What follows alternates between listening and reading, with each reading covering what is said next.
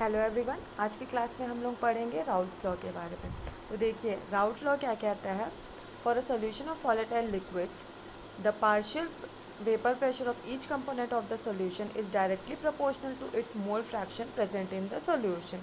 ठीक है, तो यहाँ पे ये क्या बोलना चाह रहा है, ये बोल रहा है कि अगर जो सॉल्यूशन होता है वॉलेटाइल लिक्विड्स का, तो उसका जो पार्शियल वेपर प्रेशर रहता है वो डायरेक्टली प्रोपोर्शनल होता है किसके किसके, उसके वेपर प्रेशर के और उसके मोल फ्रैक्शन के। ठीक है, इसको आइए यहाँ पे समझिएगा। ठीक है, हम लोग दो कंपोनेंट ले रहे हैं, ठीक है ना। तो जो पहला कंपोनेंट है उसका हम लोग पार्शियल वेपर प्रेशर को P1 लिए हैं, और उसका जो ये जो P1 नॉट और X1 है, तो P1 नॉट क्या है यहाँ पे, वो उसका वेपर प्रेशर है, वो पहला कंपोनेंट का, और X1 क्या है, उसका मोल फ्रैक्शन है। ठीक है, और यहीं पे हम लोग दूसरा कंपोनेंट ले रहे हैं, तो दूसरे कंपोनेंट में भी क्या हो रहा है, P2 ले रहे हैं हम लोग उस दूसरे कंपोनेंट को। P2 क्या है, उसका पार्शियल वेपर प्रेशर है, और P02 क्या है, उसका वेपर प्रेशर है, और X2 क्या है, उसका मोल फ्रैक्शन है। इसको अभी आप लोगों को ये थोड़ा सा हौच-पौच लग रहा होगा, आगे के स्लाइड्स में आप लोगों को ये चीज़ अच्छे से समझ में आएंगी। ठीक है, देखिए यहाँ पे डाल्टन लॉ किसके बारे में है, ये पार्शियल प्रेशर के बारे में है। तो according to Dalton law of partial pressures, जो टोटल जो प्रेशर होता है वो किसके इक्वल रहता है, P1। टोटल जो प्रेशर है वो क्या, वो किसके इक्वल रहेगा, वो P1 और P2। मतलब जो पार्शियल वेपर प्रेशर है P1 और P2, वो क्या है, वो टोटल वेपर प्रेशर है। ठीक है ना, तो यहाँ पे देखिए हम लोग को P1 क्या लिखा है, P1 की वैल्यू क्या है, P1 नॉट और इंटू X1, और P2 की वैल्यू क्या है, P2 नॉट इंटू X2। ठीक है, तो यहाँ पे क्या वो बोल रहा है, यहाँ पे P total is equals to P1 plus P2।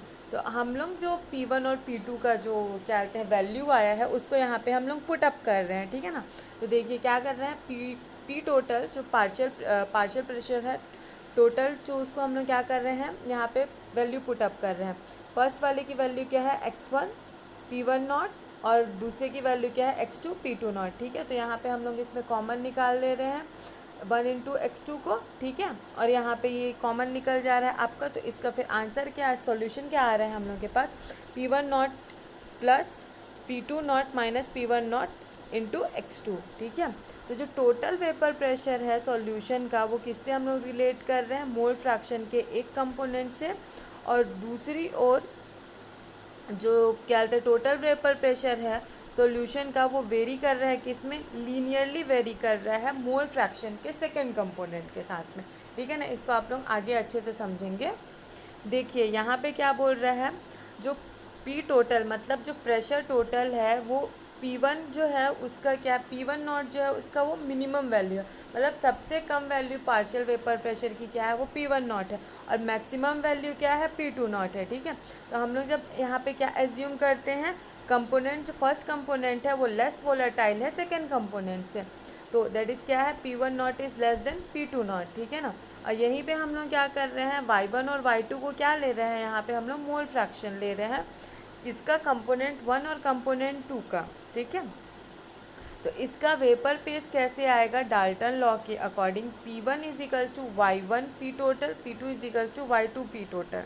ठीक है, P1 क्या है, वेपर प्रेशर है, और Y1 क्या लिए हैं हम लोग यहाँ पे, इसको मोल फ्रैक्शन लिए हैं। ठीक है, तो जनरली क्या आ जाएगा, P1 is equals to Y1 P total. ठीक है ना, चलिए आगे देखते हैं।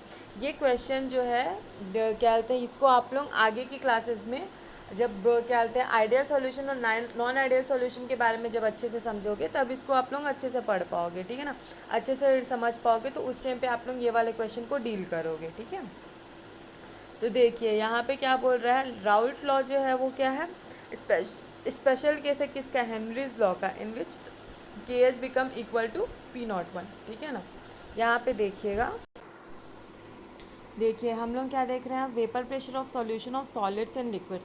हम लोग क्या देख रहे हैं अभी, solution of solids and liquid, solid को हम लोग कैसे लिक्विड में डिजोल्व कर रहे हैं, उसका सॉल्यूशन देख रहे हैं। ठीक है ना, तो यहाँ पे देखिए क्या दिया है, सोडियम क्लोराइड, ग्लूकोज, यूरिया और शुगर के और केन शुगर को वाटर में, और आयोडीन सल्फर को डिजोल्व कर रहे हैं किसमें, कार्बन डाइऑक्साइड में। तो यहाँ पे देखिए क्या लिखा हुआ है, जो सरफेस जो है, जो जितना जो फ्रैक्शन है, जो उसका जो सरफेस है वो कवर कर रहा है किसके सॉल्वेंट मॉलिक्यूल, वो क्या हो रहा है, वो कम हो जा रहा है। तो इसीलिए जो नंबर ऑफ सॉल्वेंट मॉलिक्यूल है वो भी क्या हो जा रहा है, वो भी कम हो जा रहा है। और इसी की वजह से क्या हो रहा है, उसका जो वेपर प्रेशर है वो भी यहाँ पे रिड्यूस हो जा रहा है, वो भी क्या हो, कम हो जा रहा है। ठीक है ना। ये देखिए यहाँ पे क्या दिया हुआ है, ये यहाँ पे क्या हो रहा है, डिक्रीज़ हो रहा है किसका, वेपर प्रेशर का सॉल्वेंट मॉलिक्यूल के साथ में। क्योंकि क्योंकि वहाँ पे क्या डिपेंड कर रहे, मतलब किसके क्वांटिटी पे डिपेंड कर रहा है, वो नॉन वोलेटाइल सॉल्यूट की क्वांटिटी पे वो डिपेंड कर रहा है सॉल्यूशन के। ठीक है ना। चलिए आगे देखिएगा, यहाँ पे राउल्स लॉ का हम लोग जनरल फॉर्म में देखेंगे। तो Raoult's law in general form में क्या बोल रहा है, for any solution the partial vapour pressure of each volatile component in the solution is directly proportional to its mole fraction. यही चीज़ को जब हम लोग आगे जो पढ़े हैं, वो उसमें क्या बोल रहा है कि जो पार्शियल वेपर प्रेशर होता है किसी भी सॉल्यूशन का, वो उसके वेपर प्रेशर और उसके मोल फ्रैक्शन के डायरेक्टली प्रोपोर्शनल होता है। जब हम लोग किसी भी सॉल्यूशन का पार्शियल वेपर प्रेशर निकालेंगे तो उसमें हम लोग क्या करेंगे, उसका जो वेपर प्रेशर रहेगा उसको अगर हम इंटू कर देंगे मोल फ्रैक्शन के साथ में, तो हम लोग को उसका क्या निकल जाएगा, उसका हम लोग का पार्शियल वेपर प्रेशर निकल जाएगा वहाँ पे। ठीक है। आगे इसमें आप लोग आइडियल सॉल्यूशन और नॉन आइडियल सॉल्यूशन के बारे में भी पढ़ोगे, तो इसके बारे में हम लोग आगे की क्लासेस में पढ़ेंगे। ठीक है। तब तक के लिए बाय बाय।